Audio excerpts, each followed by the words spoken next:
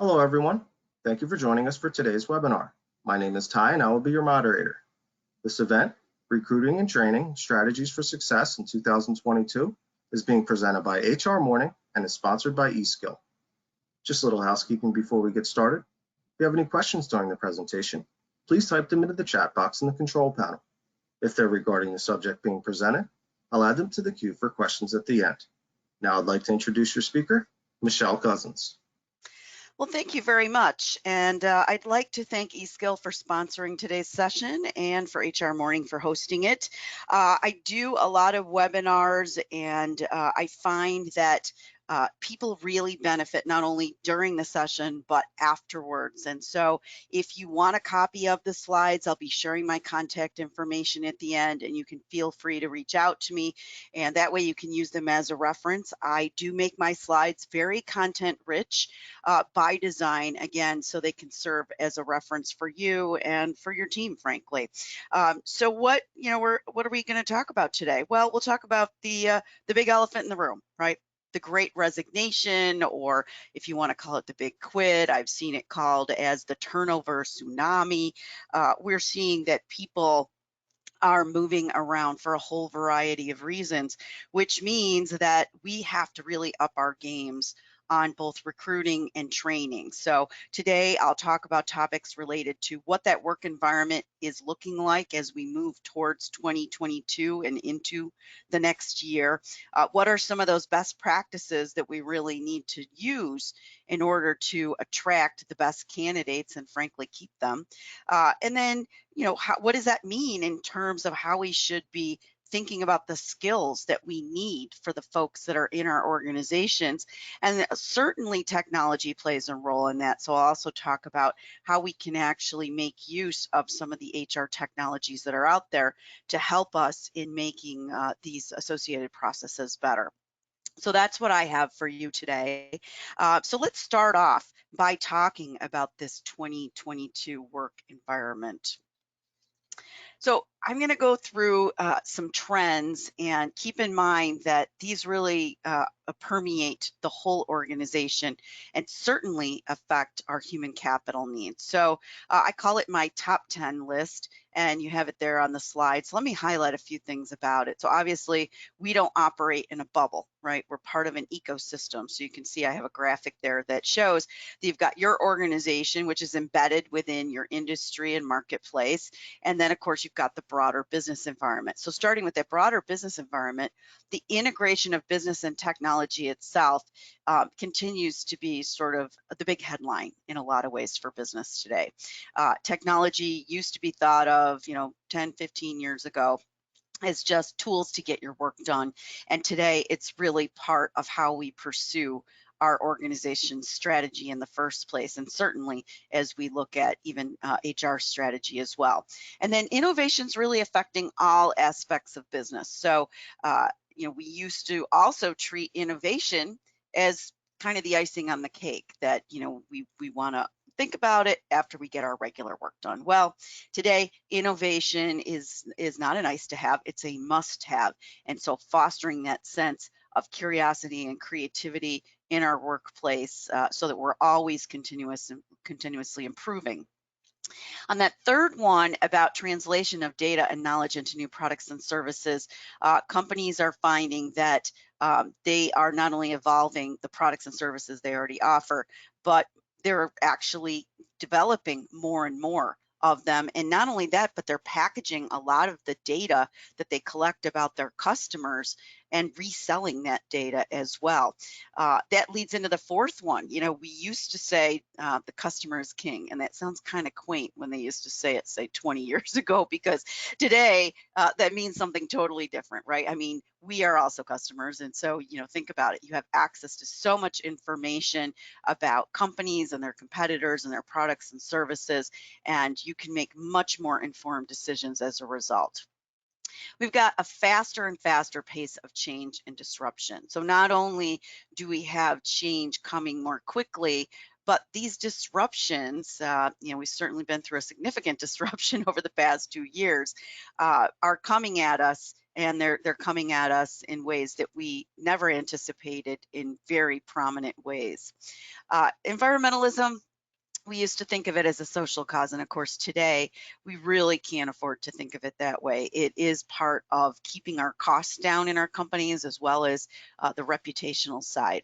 And then this blurring of lines between and within organizations, whether it's that you partner with other companies, maybe you outsource some things that are done in your companies, but a lot of different ways that we rely on other suppliers, buyers, as well as other partners in the work environment. And that also means that we're seeing more employees shifting from just the traditional W-2s to what I call free agents. So we have more 1099s that are embedded in our organizations. We have people that are temp employees, just more non-traditional, and that brings a whole host of issues as well.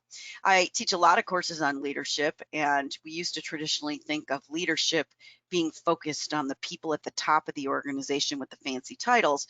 And of course, today, really every business professional has to have a sense of leadership, and I call it owning the job, so to speak. And then that last one really kind of brings us to why we're here today, and that is the value of human capital as an asset. So we used to talk about physical capital, financial capital, but increasingly that human capital is the special sauce that really gets us so that we are thriving and not just surviving. So we've got that backdrop, and then of course we've got emerging issues on top of it as well. We have more global interconnected competition than ever before. So I don't care if you're a business, out of your garage, you're still part of that global fabric if you have a website, right? So we have to be cognizant of some of these global things, and they certainly affect things like our supply chain. A lot of uncertainty, economic, political, and social, causes people to have a lot more anxiety. It also makes it more difficult for companies to plan for the future. And then also worker mobility. And I mean that in two ways, really. The literal worker mobility, where people are able to, work from anywhere, anytime, to also the fact that, people today are staying at companies less and less time. The average retention levels are significantly down. They've been a concern for a while, and there's a lot of factors feeding that. And that, of course, causes a lot of disjointed activity in our businesses, as well as concerns for the future. And in addition to the general things I said about the environment, the whole climate change aspect is getting a lot more focus now as well. You've seen it even just in the media recently, every single day. Can't go without seeing a lot of focus on that. So these first-time business disruptions that I alluded to can really make all of the difference for us. For instance, hacking and sabotage, holding data hostage.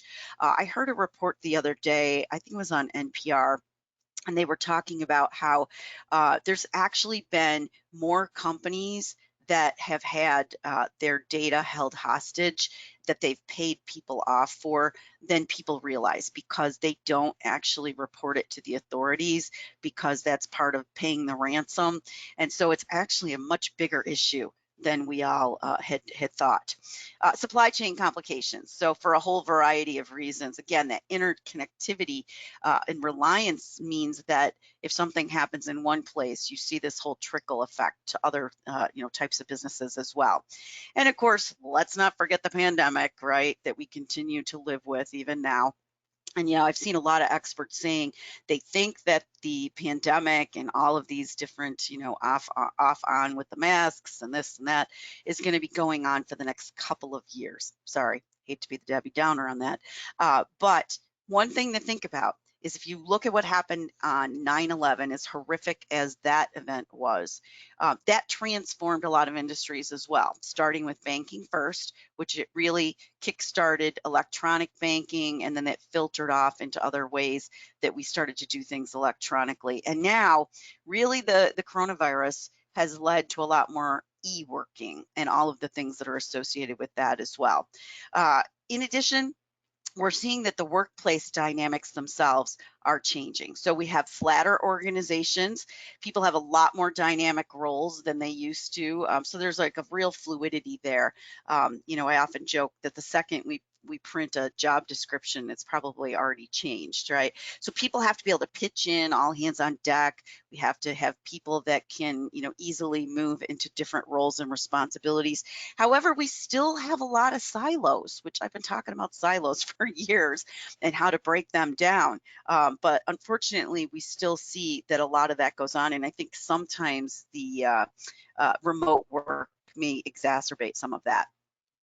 Not only technology, as I mentioned earlier, is playing a role, but automation in particular. So a lot of the things that were done manually, that were made mistakes or it took them longer, be automated, and that can free people up to do the things that the computers can't do. Changing work expectations. Whether it's, how often you have to be in the office or what hours of day you have to be available, all kinds of different things in terms of today. Also have shifting workforce populations. We're seeing that we have more generation workforce than ever before, but of course the baby boomers, they're not going to be in the workforce forever. And many of them, in fact, who had planned to work longer, decided to retire a little earlier during the pandemic because they were like, I'm not dealing with it. In addition, of course, we're seeing that that some of them are, going back to careers they'd never worked in for years. So a lot of shift there. A lot more attention on those legal obligations as well, of course, a whole myriad of things that you have to keep a pulse on today that you probably hadn't even spent time thinking about in the past. And I have to say the legal side just will probably get more complicated, not less. Office politics. We always had office politics, but today we've got much more discussion, much more strife over various social and governmental types of discussions, and people are very polarized in a lot of those opinions, and that can hurt collaboration in the workplace. A lot of hybrid and remote work challenges where, we've got people that it's very uneven. Some people in the office, some people out of the office, different logistical challenges with their setups as well. And then just an increase in this blended workforce where, as I alluded to earlier, we've got atypical work in terms of when people work and where they work, remote or otherwise, and then the whole gig economy where people are much more transient anyway in terms of the whole independent contractor models. Now, also, I added this line here about sprints. What I have really observed, and I've done this myself actually, is that people are working much more in these 3 to 4 hour stretches and then taking extended time off and then coming back later in the day, as opposed to the traditional 9 to 5, which I don't know if anybody really worked 9 to 5 before. But my point is that we're finding that little sort of concentrations of doing work and then doing something pleasurable and coming back to work, as opposed to the whole work day all at once. Workers are increasingly likely to be in demand as well. And so, people are moving. You've seen the housing market experience this. People were very, antsy after having to sit still and be isolated for so long. And so people started to say, wait, because of remote work, I can live somewhere else. And then now that's causing them to challenge some of the things if they're being asked to go back into the workplace. If someone else is going to offer them a job where they can continue to work remotely, you know what? In a lot of cases, they're going to think about that. So we're seeing a lot of turnover these days. And then, of course, it feeds on itself. When the media talks about it, it becomes a bigger issue. And then on top of it, if you have friends and relatives that are changing jobs, then, of course, you think about changing jobs as well. So more companies are really focusing on how can we retain the best people so that we're ready not only for the current work, but for the future work. So you see there a statistic: over 40% of US workers are actively searching for a new job right now or plan to do so soon. And that's data from September. I've actually seen some folks saying that's going to get even higher. So this new hybrid workplace model is something that I do think is relatively permanent in terms of the workplace, particularly for the white collar folks, obviously. Very multidimensional. We can think about different flavors, if you will, everything from flexible work, local hybrid, remote friendly, remote first, remote only, different terminology, different standards for different companies. And that means that we need to think about how we're approaching remote work much more deliberately. Before the pandemic, it was a series of one-offs, some accommodations, maybe not done completely consistently. So looking at that, and then also that we have to make sure managers are trained so that they're treating everyone fairly, not just the people that are there, that they see physically every day. And that's one of the dangers when people work remotely. They're not maybe showcasing themselves and they're not getting noticed by management as much. So management needs to make sure that they're attuned to those dynamics. A lot of coordination of logistics, of course. You've got this aspect that maybe people do have to be there during certain hours, and do they have to be there at the same time, or can you scaffold or rotate the shifts when people are there? And of course, you got to make sure that then you're tying in with the supports around that in terms of security and building functions and so on. So really the default today is more of this hybrid status for a lot of white collar workers. Many of them are doing 2 to 3 days in the office, and then the rest of the time they're working from home. They're doing that collaborative work together in the office, and they're doing a lot of the independent work on their own at home. That means also sometimes we may see people, if they're working on a project together, they may sort of be in a pod for a while, and then they may go back to working at home when that particular project's over. So what are these organizational impacts of what many are calling the big quit? Well, workers are rethinking their careers. They're thinking about what work conditions they are willing to deal with versus maybe what someone else offers, as well as just how it all fits in with their personal and professional goals. And people are prioritizing their personal lives because they're valuing their lives more than ever before. Workers then have the upper hand in demanding and seeking higher paying jobs as well. So I think I heard the other day that the average salary increase for the coming years is looking to be about 3.8%. And so you're going to see that in order to keep people, we're going to have to be cognizant of what these pay levels are more so than before. That means that teams are left shorthanded when people are sort of, leaving and coming. A lot of churn going on, which affects the bonding of employees as well as the consistency of their efforts and the continuity associated. Those traditional sort of retention strategies are probably not enough, right? So we have to really step up our game on that front. As I mentioned, the competition for employees, especially certain types of jobs, the best talent is really skyrocketing. And so that means that you really have to make sure that you understand and anticipate proactively what to do about all this. And that means understanding your own workforce as well. So I wanted to highlight some talent management functions here. This is a diagram that just ties together the various functions that HR or human capital management, if you will, support. And of course, today we're going to focus on the recruiting and training part, but you can see that it's all part of a cycle that if you don't do those things well, can have significant ripple effects across other functions that you perform. So with that in mind, that backdrop of where we are and where we're headed in terms of our people management, let's talk about some best practices for recruiting and hiring to fill these open positions. So, think about it, whether, people are we're temporarily out of the workforce or they just are looking to make a change. It's increasingly difficult to find people to fill open positions. And that means that sometimes we're having to really also look more closely at the existing talent that we have in our organizations as well. So we'll talk about each of those. So first, let's talk about just the recruiting side of it. So how has traditional recruiting changed? Well, the definition of recruiting, of course, is identifying and attracting people to work for your organization, right? So identifying them, but then also attracting them. And some of the goals with that, you want to communicate a positive image, of course, and you want to make sure that you're attracting the right people, not just any people. You have to make sure that you really understand what skills they need to bring to the table. You need to understand, evidence that they have those skills. And we do want to bring in more diversification into the workforce. I'll show you later on why that can be so important. But keep in mind that the more diversified people's backgrounds, the better you are situated for innovation, which I mentioned was so important. That means that we have to have more and more rigorous sourcing processes, and we have to even think about contingent workers even more. The geographic scope has expanded so many times because of remote work. We're not limited just to our local markets, which means we can attract a lot of talent that we might not have been able to even a couple of years ago.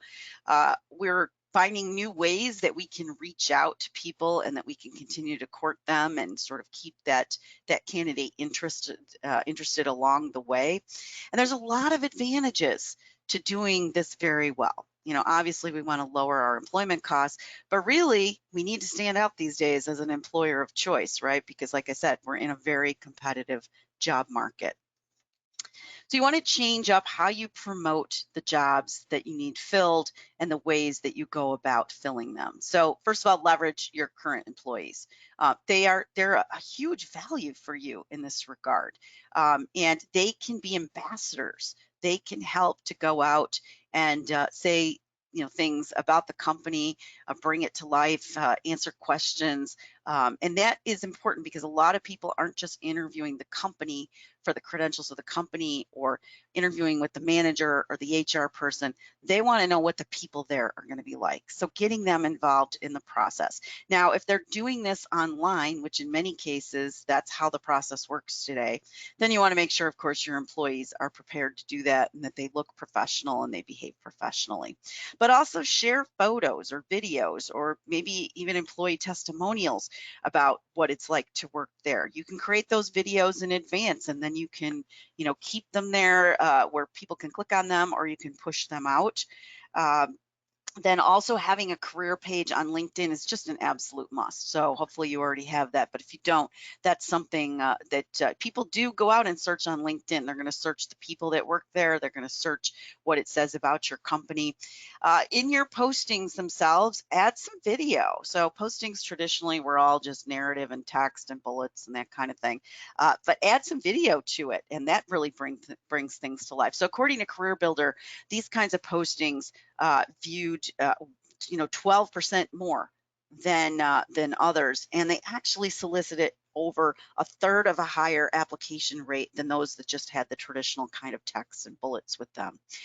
So a lot of ways that you can do that, and I mentioned smartphone video clips, for instance, as an example. And that really reminds us that we should be partnering with marketing. And I know that traditionally that's not really something that was, intuitive in and of itself, that HR should partner with marketing. But if you think about it, there's something called employer marketing. So similar to obviously traditional marketing functions focus on courting the customer, thinking of your candidates as human capital customers, right?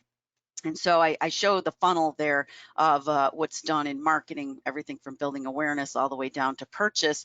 And of course, in our context, we can think about purchase as accepting a job offer. So we want to partner with marketing so that we are telling a story that is tied in well with the values of the company, the operations of the company, and so on. So we want to make sure that that we're doing this in a very deliberate kind of way. So think about that. Again, partner with your marketing folks. Here are some ways that we can think about anticipating and filling these staffing needs.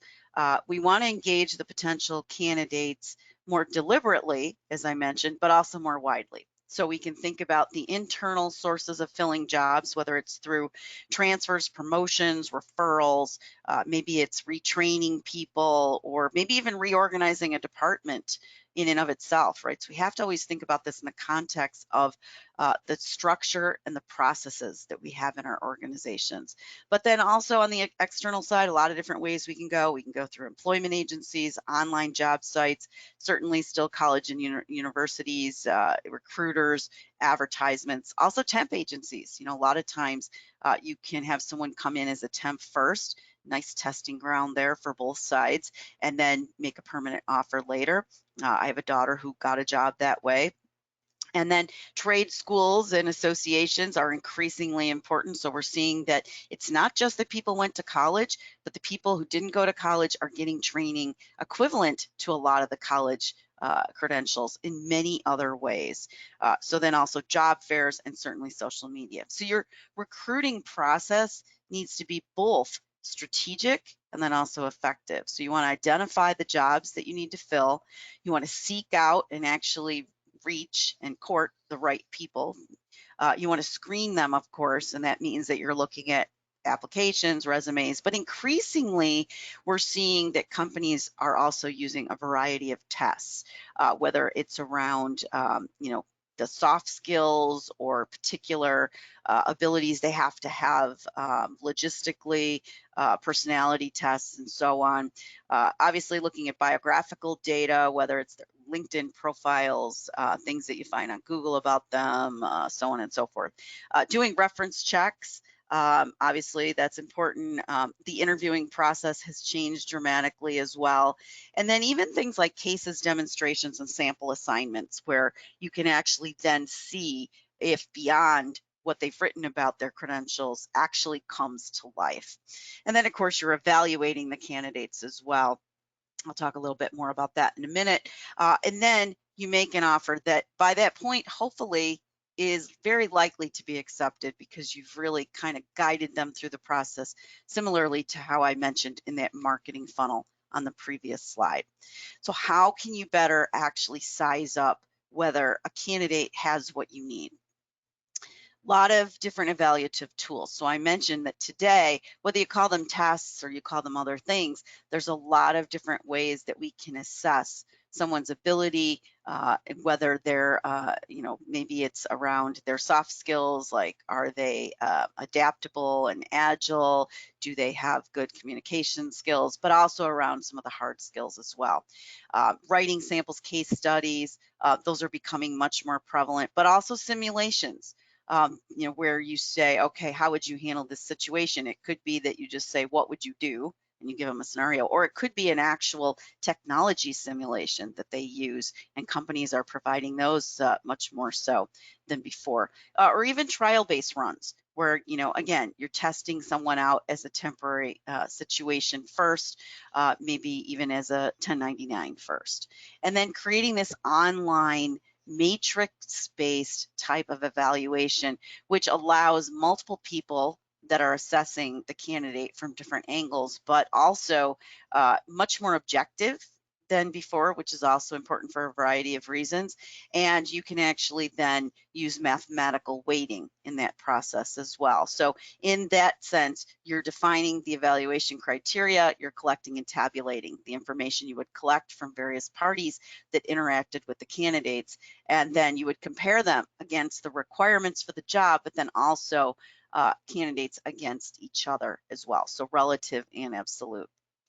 I list there some of the traits of adaptable workers, just as a reminder that these are things that, in addition to whatever the specific skill sets are for a given position, are increasingly important more generally for all of our professionals today. And so that may be a laundry list that you want to flag in the slides as well, and think about asking interview questions that relate to getting at whether or not they have those skills, or finding ways to assess those skills.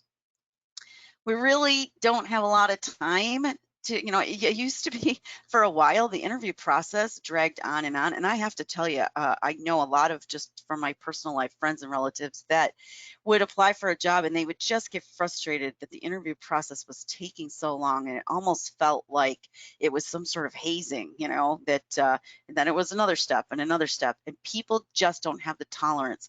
They have much shorter attention spans on this stuff. So cultivate relationships before you need to hire, so that you're already keeping a candidate pool out there that's interested.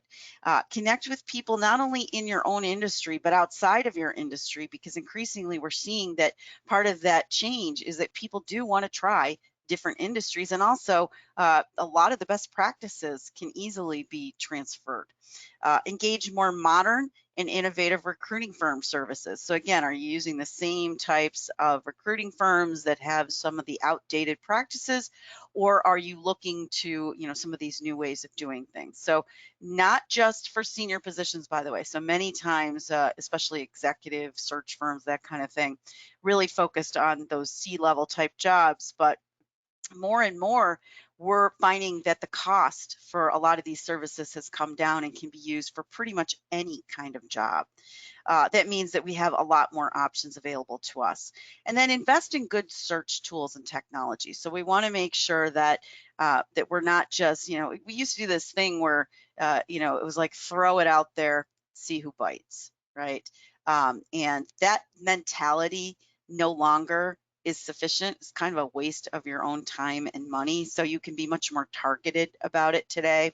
I mentioned again that we have access to people who aren't necessarily local. So you have to ask yourself when you're filling a job, and do people have to come into the office? How often?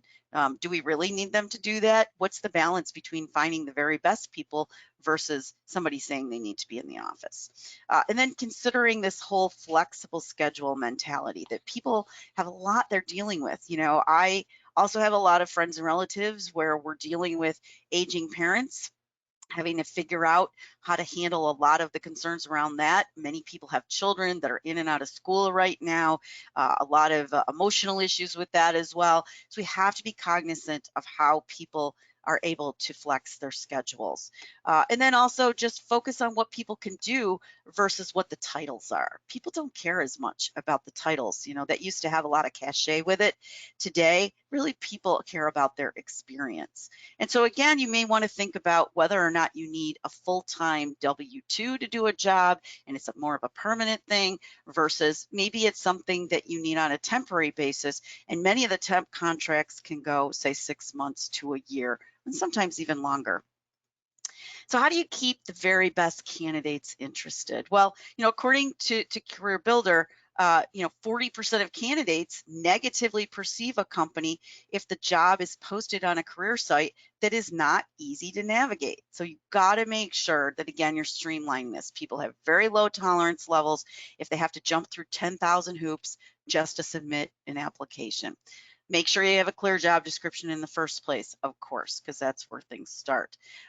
If people do apply, make sure they're getting a response within 24 to 48 hours. I mean, it's just courtesy.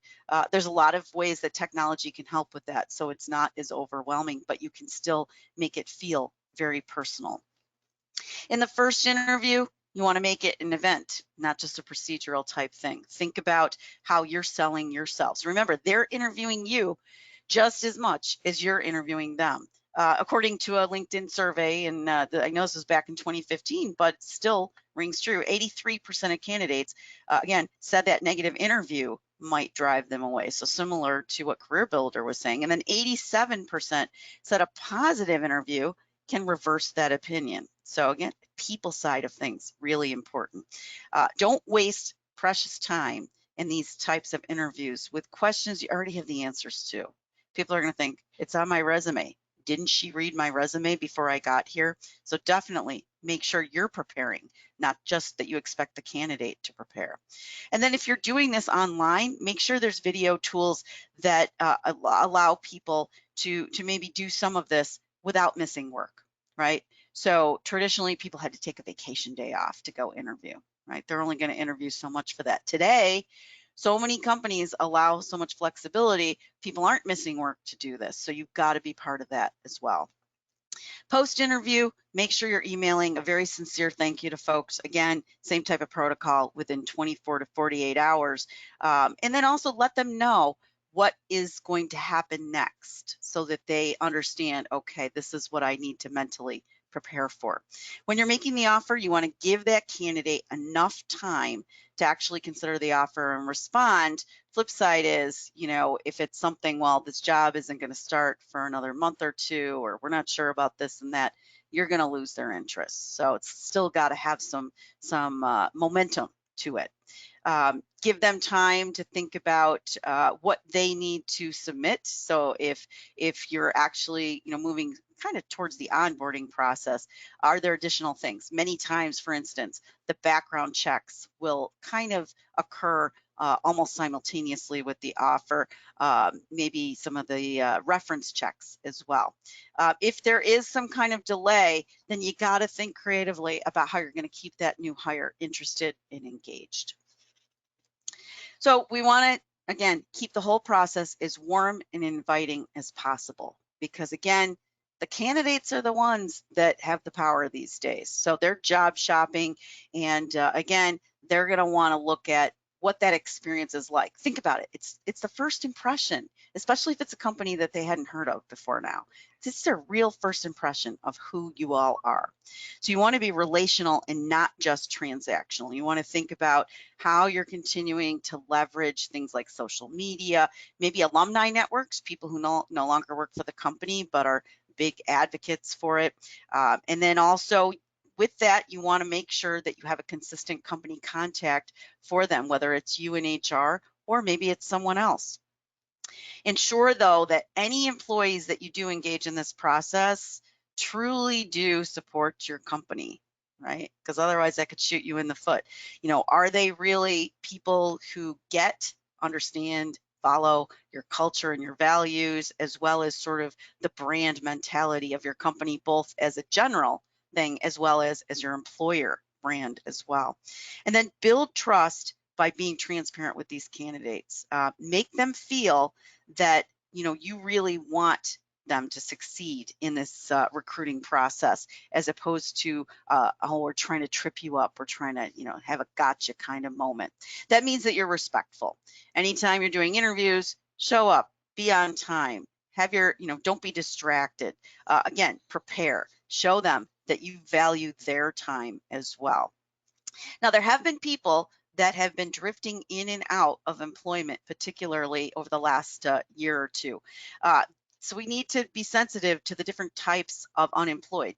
Traditionally, if someone was out of the job market for a period of time, that raised a lot of alarm bells. But there's a lot of reasons why people may have stepped out. For instance, if someone has been unemployed for a long time, maybe because they, changed careers or went back to school or for whatever reason, they're going to be extra motivated to work, right? This is going to mean a lot to them. And that motivation is important in today's workforce. It's going to help you to retain them, their loyalty, their reliability, their engagement. They're going to be out less. The people who have been short-term unemployed, particularly because of the pandemic, they had, companies that had to shut down for a while or had to scale back or make a lot of changes quickly. That's not a weakness on their part necessarily. And so be careful that you're not, penalizing them for that. And then some other considerations. Some people, they had to take care of their kids during this time, and that was a tough decision for them to make. And that doesn't mean that they're not necessarily qualified to work for you. So dispel also this notion of job hoppers. A lot of people, used to be called that term because they worked for so many companies. Today, that actually can be evidence that they take their careers seriously, look at the impacts they've had. I've seen resumes where people had tremendous impact, and then the novelty for them wears off and they go and they work for someone else, but they also make a huge impact at the next company. Some people have been freelancers, particularly during this time, or maybe had multiple jobs, and that's not necessarily a negative either, because again, there's a lot of great skills that come with that in addition. All right, so what if we look within the organization as well? So I'll talk about that of course, that deals with retaining the best employees, as well as training and developing your employees so that you have them situated for future openings. So retention does really matter, right? I mean, it costs us money. It's not only the literal, money we put into the recruiting and onboarding process itself, but every time we lose an employee, that's sunk cost that we can't get back, and now we have to start the process all over. Not only that, but there's some hidden costs. Employee morale goes down, and even maybe the public's perception of the organization can be negatively affected as well. We certainly have to think about succession planning, making sure that we are able to fill gaps very quickly, not just that traditional, let's make sure that we're moving people into those senior jobs for the future, but more so in those more fluid times as well. There's two terms that people tend to interchange, but they're actually different. So when we think about the importance of preparing people, not only for what they need to do today, but for the future, the first term is upskilling. Upskilling involves teaching or learning new skills to improve a person's performance in their current role. Right? So it's about continuous improvement, basically, and that is a necessity today. Now, reskilling is the process of learning new skills so someone can do a different job, or this idea that that we're training people in anticipation of doing a different job, and that's going to help people when they're going into a new role, or maybe there's even significant changes in their current job where the job description itself has changed dramatically, even if it's the same function. So together, both of those have to be used when appropriate so that we can maximize and optimize people's potential, not only today, but certainly as we move into the future. Now, soft skills play a huge role in all of this, of course. There's a lot of competencies that people need in today's workplace. And this is a slide you may want to flag as well, because it has a nice laundry list on it. But you want to ensure that you have people who have the skills that you need, not only now, but you're continuing to enhance those skills for the future, because we're seeing that this is really a list that is going to continue on well into the next decade. So looking at the increased importance of soft skills in the first place, and then creating a database to track who has which skills, who's developing which ones, who needs some focus on it, and maybe some additional hand holding, whether it's mentoring, coaching, or official training. So I want to share with you a little bit about what we see in terms of just the technological side of workforce skills. So 85% of the jobs that are needed in 2030 don't even exist yet. It's kind of overwhelming to think about that a little bit, because 2030 is not as far away as we thought, right? So this continued automation of various tasks, of course, we've got skills shortages, we've got people questioning the value of college degrees, and as I mentioned, other forms of learning taking the place of that. But we certainly also have things like robotics, 3D printing, virtual reality, even autonomous vehicles that are increasingly affecting how we do the work. So as this automation continues to proliferate and increase, that means those soft skills are more and more and more important. So things like emotional intelligence, conflict resolution, even public speaking and leadership, certainly things like empathy and ethics. Now, I mentioned that this increase in this blended workforce means we have all sorts of people, right? I mentioned the atypical, the remote, and the gig, but keep in mind that over 80% of large corporations are expected to increase their flexible workforce in the future. Okay, that statistic, by the way, came out right before the pandemic. So think about how that 80% is probably a little low even. There's new models of artificial intelligence and thinking, and that again is a hidden benefit of this horrible pandemic, is that we're seeing just really the beginnings of a lot of technology that's going to be coming out where artificial intelligence is going to assist us in our jobs. I mentioned, that we need to continue to upskill, but that also means we need to be very agile, flexible, resilient. We need to make sure that we're thinking carefully and very frequently about how we're moving people around in our organizations. So we're going to have flatter organizations, people are going to have more dynamic roles, and people are actually going to have what we call encore careers. They already have, where you saw even in the medical field, people who had retired came back out of retirement. You've seen some people flip back to industries that they worked in years and years before. So know where you're starting in the first place. So the graphic on the left-hand side of this slide is a reminder that you should first make sure you're keeping a pulse on what skills people have. That means that you've got some sort of database, some way to capture that, and you're comparing it against what you need. And of course, then that helps identify the gaps. You're looking at data. That means you're interpreting it correctly. That may not be a skill set that you had when you started in HR, so you yourself need to develop that, or you need to partner with people that understand data mining and interpretation, whether it's your IT people, your analytical staff, or someone from the outside. And then you need to target training. How are we going to close these gaps? So we've got people that can do the things that we're going to need them to do. And then, of course, if you are doing any kind of testing around skills or any training in that regard, how do you know that the training was actually effective? On the right-hand side, I share with you, training vendors can provide all sorts of things. They can provide pre-employment skills assessments. They can benchmark current skill sets of your employees. They can evaluate your internal talent when they're looking at new positions to see if they would be able to do it. Obviously, that means they're helping with the skills gap identification, and then even just looking at the effectiveness of the training. Now, you do want to evaluate your vendors as you're sizing them up to hire. Looking at the evidence of what they've done for other companies. Can they customize things to your needs? What are the types of skills that they're able to focus on? Are they able to do this on a very, on-demand type of basis? Are the assessments that they develop and the other things that go with it very easy for you to use and for others that you're going to rely on in your company to use them? And then do they actually mesh with any of your internal systems, of course?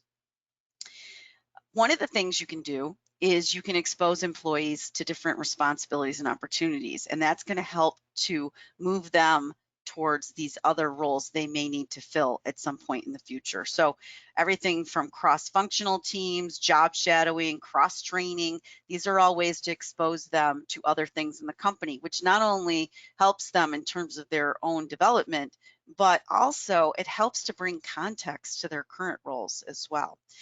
Provide things like technical training and professional development. Training tends to focus on the hard skills. Professional development tends to focus on the soft skills. And then broaden their capabilities with new opportunities. Are you actually asking them what they're interested in and keeping your ear to the ground on what might be opening up, and then suggesting those roles to them? Give them even more control over how they work, when they work. So again, as you're updating your employee manuals, now that we're looking at the effects of the pandemic, what does that mean in terms of the guidance and the requirements that you have of your employees?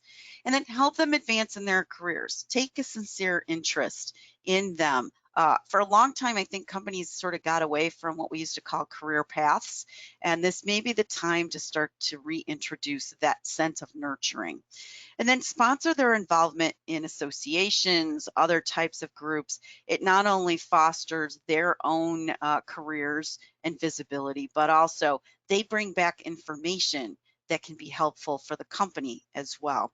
And then evaluate their skills periodically and benchmark them. So as I was mentioning on the previous slide, where I was talking about identifying skills gaps and so on, you can think about this as a way to fuel your succession planning. So it gives you a better awareness of what opportunities are there, as well as for the employees themselves. That means that then you are going to be able to make changes much faster than you used to in the past. And agility is, boy, I mean, that is job one for companies right now.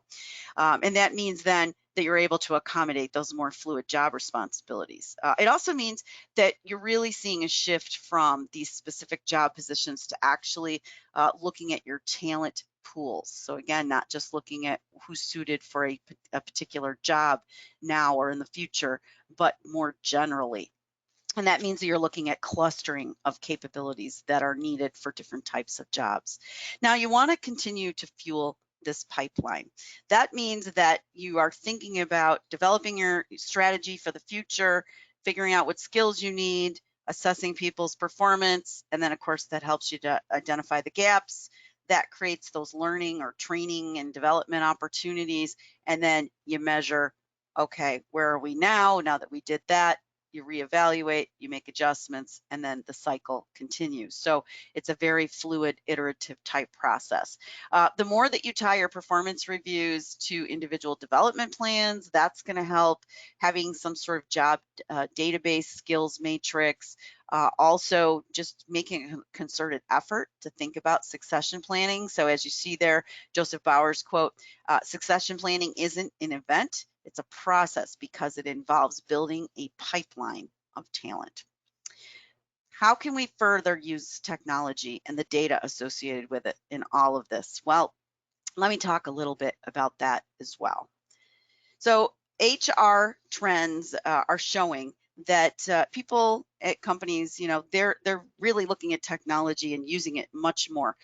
You can see here, employers spend over $5 trillion on payroll, benefits, and other related HR systems. That includes more than $250 billion just on recruitment, advertising, assessment, and reviewing, another $220 billion plus on onboarding, leadership development, technical skills, and continuous improvement. We're seeing similar magnitudes, by the way, for the other types of things that you're involved with in HR: well-being, benefits, insurance, workforce tools, other productivity types of things. So, looking at human capital management platforms, Internet of Things, cloud-based storage, we've got a whole new terminology that HR professionals need to be very proficient in, not only as you're looking at the jobs in your company that use these terms, but of course for your own functions as well. And so we're seeing a lot more vendors that can help you to do these jobs, and also just a lot of things associated with them, whether it's chat bots that can answer employees' questions. Imagine not getting interrupted 50 times a day, and not just having a frequently asked question document that gets stale, but something that people can actually get answers on their own very quickly, or nudging them during a recruiting process or an onboarding process on next steps to make sure that people are doing all the things they need to do, as opposed to you reminding them manually. And then, of course, embedding a lot of these systems into broader productivity systems. So workforce management, for instance, is a hot topic as well, and thinking about how HR fits into the broader context of WFM. So artificial intelligence can help streamline a lot of these manual HR activities, and that means everything from machine learning, some call it deep learning, cognitive computing, robotic process automation. That means that we have access to more information, but that's only helpful if we know what to do with the information, right? So we have to have good analytics. We have to have people that know how to analyze data, and we also have to have technology that can size up the data for us. That means technology can find patterns and issues much more easily, more accurately than the human eye can. It also can provide us with some of these workflow and collaboration tools that we're using so much in the workplace as well. So technology can really facilitate both recruiting as well as training. So first, let's talk about this on a recruiting side. It can help create, application auto responses, again, that are still warm and friendly. Candidates can receive RSS feeds or emails when a role matches theirs. There's advanced screening technologies that can be used. Candidate relationship management, so CRM used to mean customer. Now we can apply it to candidates as well. It just gives you a lot more capability in terms of everything, including even where people who are interviewing are actually pre-recording video responses. They're not even having to do live interviews. And then think about what you're using for all of those things. And people are judging you based on whether you're using antiquated technology or if you're more of the state of the art. Companies may reject your company then if they feel that, gosh, you know what, this is too cumbersome to go through, or boy, they don't seem to know how to use any of the newest technology. Even things where, if those automated emails have their name spelled wrong, talk about a turnoff, right? So a lot of advantages to using tech vendors, and it's going to give you access to the best candidates and the analytics that go with it. We're seeing lower maintenance costs compared to what you might do if you try to develop these systems in-house. Think about it. Do it what you're good at. That's not a core competency. Let a vendor who has that capability do it. State-of-the-art cloud options. So whether it's platform as a service, software as a service, different options that combine the cloud with on-premises, and then simultaneously and consistently be able to update this information and communicate it to all the parties that are concerned. Now, I have a list there of questions you may want to flag that are things to consider when you are working with an outside vendor. So again, that's a list you may want to flag as well. When you're looking at an individual vendor, you want to think about whether it makes sense in the first place for you to engage in a vendor in the first place, or outsource the whole function, for instance. So think about whether they're using cloud-based solutions, whether they're able to integrate across various systems, their track records, whether they have experience with companies like yours. And a lot of vendors today can do all of these things that I've listed on the bottom. So again, that's something to flag. Ask those vendors if they're able to do these types of things in this process of recruiting. Now, the next slide also represents a bit of a checklist as well. So when you are deciding whether to engage any type of HR technology, whether it's, the topics we're talking about today or otherwise, think about, what it means in terms of the flexibility, the dynamics of what they offer. Do some cost benefit analysis. So partner up with your finance folks, decide when is it that we break even on what we're spending on this technology? What does that mean for go forward costs as well? Think about some of those indirect costs, whether it's transition and change that people have to go through because their work is going to change. Maybe they're going to have some training in order to use the technology. Maybe there's going to have to be a transition time period. So these are all things to think about and weigh when you are deciding whether to use a piece of HR technology. And then vendor selection considerations. These are, again, things that you can think about when you are looking at choices of vendors.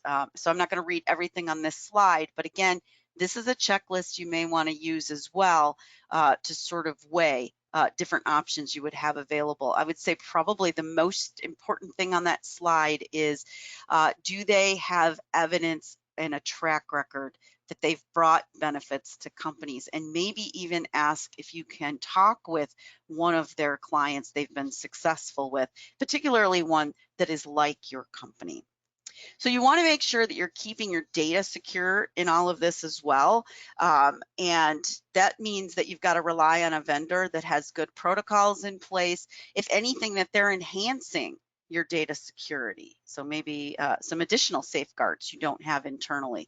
And also using something that I've seen referred to as zero knowledge encryption, which means that at the vendor, the tech vendor, the employees there don't have access to like your employees' names and that kind of thing. They may see data, but they're seeing it in the abstract. They're seeing it coded so that they're not able to actually identify individuals, and that you're keeping that data safe and sound. Now, also, sometimes there are data breaches. Make sure you understand what steps that vendor would take if a breach did occur, who's going to do what between you and the vendor, and what, if any, liability is associated with that. So really, what's most important here is you've got to stay up on this. This is a very rapidly changing type of way that we're doing business today. And so that means that you've got to benchmark not only against those in your industry, but also in other industries, because let's face it, recruiting is not something that only one particular industry does a certain way. It's pretty broadly done, and it's changing across all industries. There are things that you can follow as well to stay up on this. So HR Morning, of course, they have a great website with a lot of different information there. You can even sign up for their newsletters and get those. Society of HR Managers, Association for Talent Development, American Society for Training and Development, and the Human Capital Institute. Those are just to name a few. So keep your ear to the ground. Make sure you're making time to consider these things. If you're a little skittish about technology, partner with someone from IT or someone that you're bringing in on a temporary basis to assist you with this. So hopefully you got some key strategies today that can really help you as you move forward thinking about how to most successfully tackle this situation of bringing in the best people in what is increasingly a very, very hot job market. So that's what I have for you today. I'm sharing my contact information. Many times people want to reach out to me after the fact and stay in touch, or they have questions after the fact as well. So please don't hesitate to reach out to me. I'm always very happy to answer them. So with that, Ty, I'll turn it back over to you. Thanks, Michelle. In order to remain on schedule, we will respond to the questions that came in by chat, via email, in a timely manner.